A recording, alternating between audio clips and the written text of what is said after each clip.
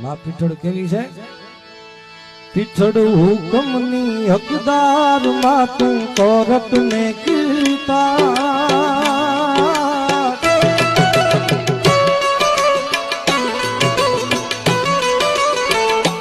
કવિ કહે છે કે કારણ મેં કોઈ હુકમ કરી ન શકે માં ભગવતી સિવાય, એટલે પીઠળ હુકમની હકદાર માં તું કોરટ ને કીર્તા સમરથ તું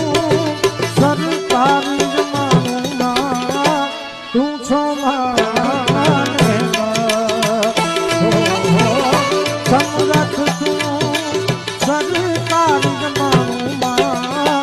તું છો માને એ હા પીઠળ હા પીઠળ હા પીઠળ